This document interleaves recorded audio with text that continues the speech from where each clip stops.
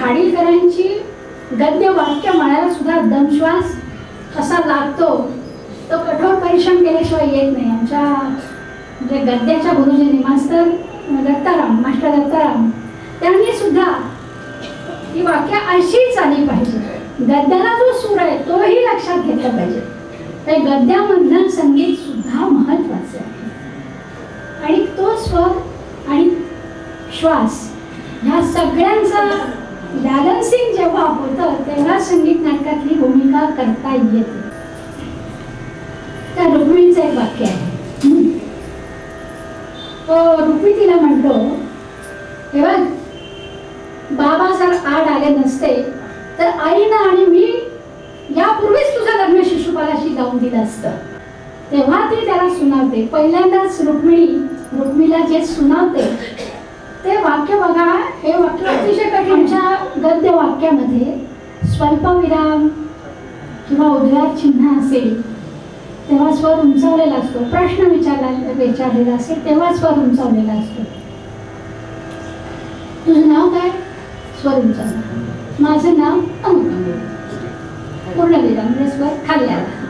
तसा स्वल्पविराम सुद्धा तसाच असतो. स्वल्पविरामालाही स्वर उंचावायचा असतो.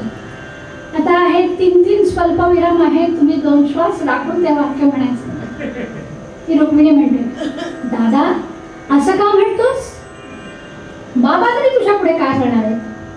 बाबांच्या हट्टामुळे नव्हे तर माझ्या सुदैवानं कंस वध झाला आणि जरासंधाचा पराभव झाला म्हणून तुझं साध्य नाही. त्या शिशुपाल दाखवील तीच पूर्व दिशा तुम्हा आम्हाला कबूल करणं भाग होतं.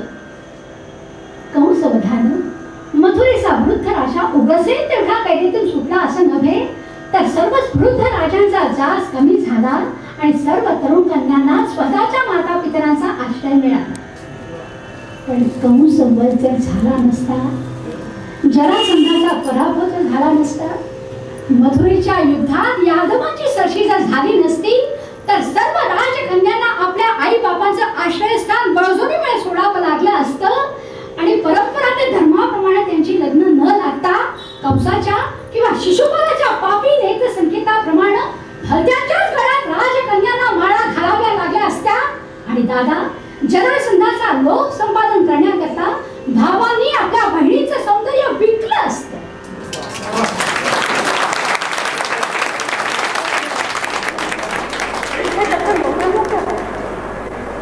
माझी स्वतंत्र आहे वाटतं.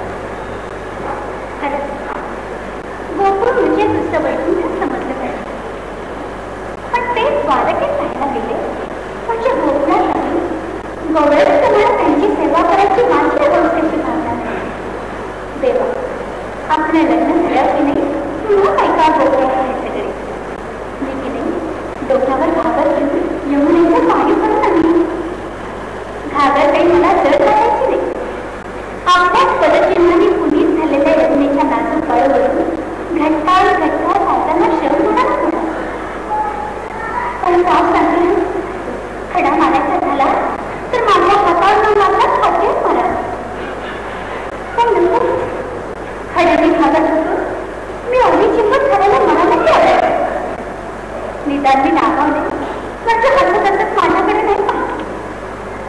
हे बाबा खड्याने भागत होतो मला असं अवधी चिंप करून असं काय हसत हसत पाहायचं ते. मी किती वेळाची ओले त्यांनी उडलं. इतर गौरी गवळणी जमल्या म्हणजे मग ही रुक्मिणी गवळण झाली असली तरी मूळची राजकन्या आहे. मला नाही तर इतकं निर्लज्ज होता येईल.